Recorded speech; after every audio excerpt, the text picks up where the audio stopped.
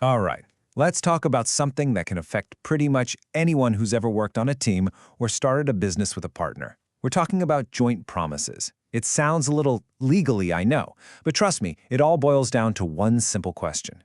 So just imagine this. You've got three freelancers, right? Let's call them A, B, and C. They all team up for this one big project, and they make a single promise to their client.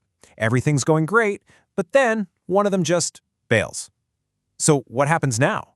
Who's on the hook for the work, and who does the client go after? Okay, so that exact situation, that's the world of joint promisors, and that's what we're going to break down right now. What it means, how it works, and why you really need to know about it. Let's dive in.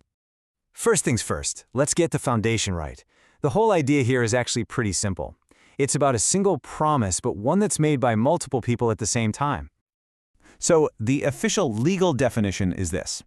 Joint promisors are just two or more people who jointly promise to do the same thing. In our freelancer example, A, B, and C didn't make three separate little promises. Nope, they made one single promise together to that client. That's the key. So this whole thing has a few key ingredients. First, you need more than one person. Second, they have to make one single promise together. Third, they all share the exact same obligation. But that last point, that's the kicker. They are bound jointly and severally. And that phrase, my friends, holds all the power. We're about to see why. And that brings us to what I kind of like to call the all-for-one rule. This is what really dictates who's responsible when things, don't quite go to plan. This all-for-one rule, it comes from that powerful legal idea we just mentioned, joint and several liability. It sounds super complicated, but what it actually means in the real world is surprisingly straightforward. So what does this mean for the client? Well, it gives them a ton of power. They can literally choose to sue just one of the freelancers for the entire amount, or they could sue a couple of them, or all three together. For the client, the goal is simple. Get what you're owed from whoever is easiest to get it from. To really get what a joint promise is, it helps to see what it's not. If this were a several promise, each person would only be on the hook for their own little part.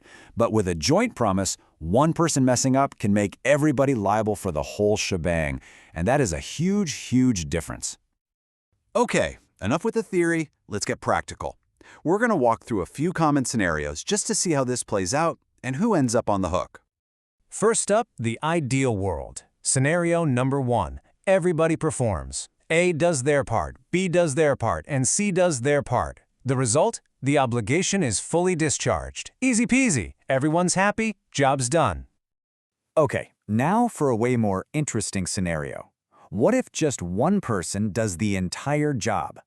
Let's say freelancer A is a superstar and picks up all the slack for B and C. The result is, all of them are discharged. Now this is so important. The client can't then turn around and try to sue B or C. Why? Because from the client's perspective, the promise was kept. The job is done. And finally, of course, the worst-case scenario, nobody performs. A, B, and C all fail to deliver. Well, this is a breach by everyone. And now, thanks to that joint and several liability we keep talking about, the client is totally free to go after any one of them or all of them for the full damages. But hang on. Here's a question I bet some of you are thinking. What happens if one of the partners actually dies? Does the promise just, poof, disappear with them? Is it canceled? The answer is a very clear and simple no. The obligation actually survives. It just passes on to the remaining partners, and in some cases, it can even be claimed against the deceased partner's estate. Think about that. The promise is actually more durable than the people who made it. Okay, so we've gone through the theory and the scenarios, but does this stuff really hold up in an actual court? Let's find out. So really, how strong is this one-for-all rule when it gets tested? When the stakes are real and money is on the line, does this principle actually stick? Oh, absolutely. Here's a direct ruling from the Supreme Court of India that lays it out perfectly. Performance by one joint promisor fully discharges the obligation for all promisors. It's pretty hard to get a clearer confirmation than that. And that powerful quote? It comes from a landmark case, National Insurance versus Boghara Polyfab. The situation was a contract that had multiple parties, all with shared duties. And the core question was exactly what we've been talking about. If one party does their job, is everyone else off the hook? The court's answer was a resounding yes, which basically cemented this entire principle into law. All right, we have covered a lot of ground, so let's wrap this all up and lock in the most important things you need to take away from all this. So, let's recap the big ones. Number 1, joint and several liability means every single person is on the hook for the entire promise. 2, the client can pick and choose who to sue, any of them or all of them. 3, if just one partner gets the job done, everyone is in the clear, at least from the client's perspective. And finally, remember that the promise outlives the people who made it. The death of a partner doesn't cancel the deal. It is a powerful, binding agreement. So we'll leave you with this question to chew on. The next time you partner up for a project, a business, anything, really think about it. If things go sideways, who exactly is on the hook?